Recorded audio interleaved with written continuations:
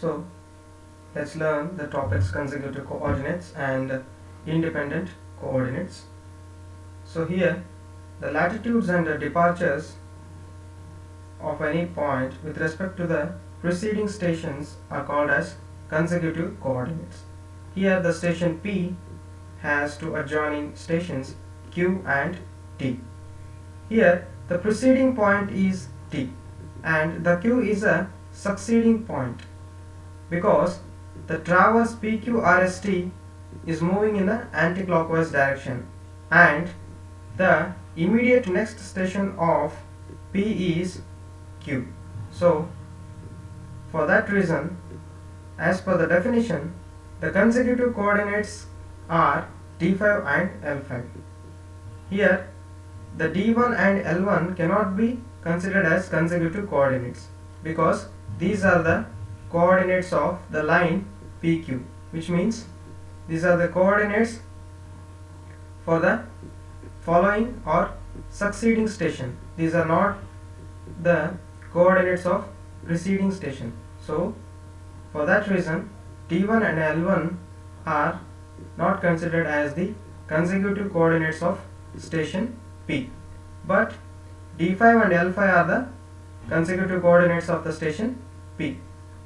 Here in the same way L1 and D1 can be considered as consecutive coordinates for the station Q, and also L2 and D2 are considered as the consecutive coordinates for the station R. D3 and L3 are considered as consecutive coordinates for the station S, and for station T the consecutive coordinates are D4 and L4. And always in a closed traverse the summation of the latitudes and the summation of the departures must be equal to 0. If the summation of latitude and departure, if it is not equal to 0, then the traverse is said to be in error. So let's move to the next topic, independent coordinates.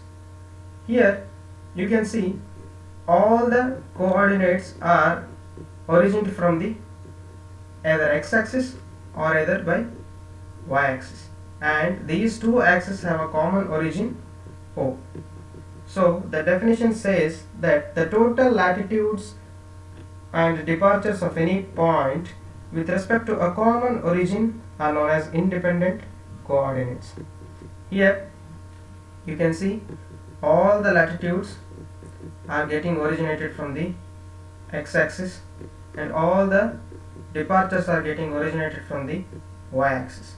So x1 is a total departure of station P, x5 is the total departure of the station T, x2 is the total departure of the station station Q, and x4 is the total departure of the station S, x3 is the total departure of the station R. And now let's move to the latitudes.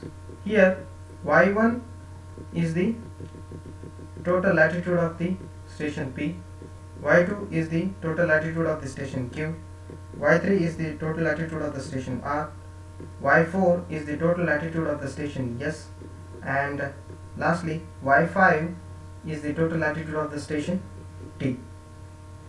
Here the definition says that the total latitude of any point must be equal to y coordinate of origin plus algebraic sum of latitudes of all the lines up to that point.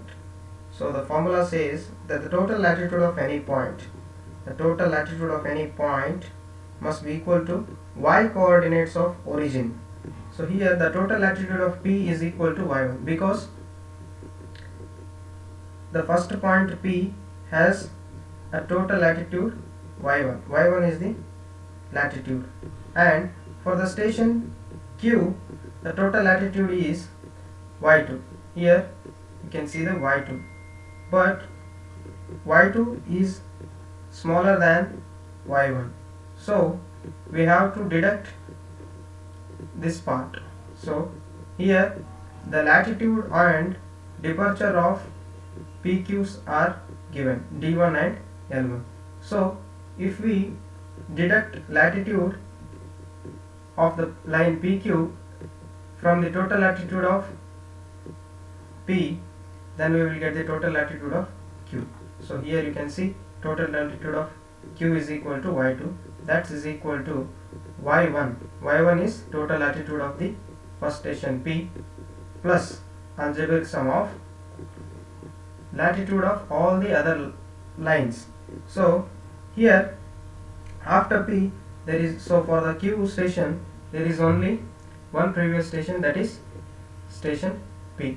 So or else you can say the station Q has a line PQ. So here the latitude of the line PQ is considered.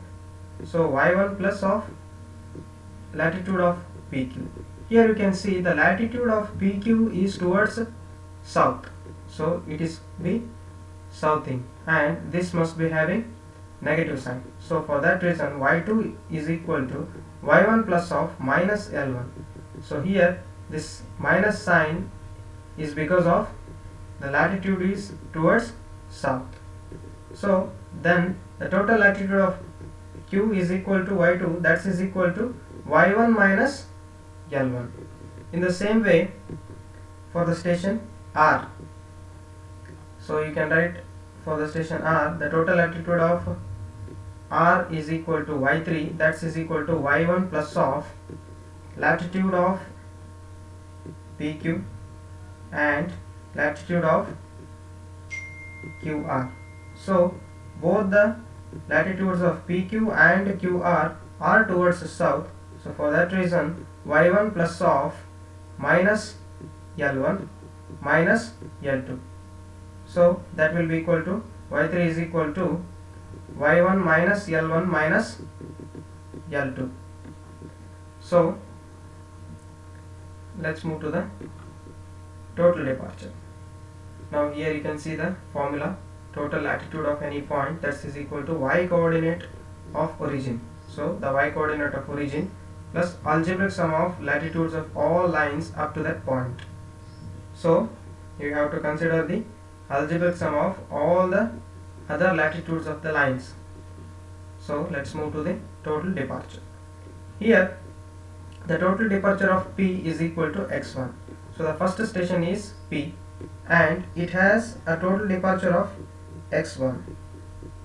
So the next station is Q. So the total departure of Q is equal to x2. Here you can see in the figure x2. So to calculate x2 we need the formula. As per the formula, x2 is equal to x1 minus of the first departure or the departure of the line PQ. So here x1 plus of algebraic sum of all the other departures. So here for the line PQ there is only one departure, so that is D1. So we have to consider D1. Here the D is moving towards west. Here you can see line PQ. PQ is towards southwest direction. That means both the latitudes and departures both are in the negative sign.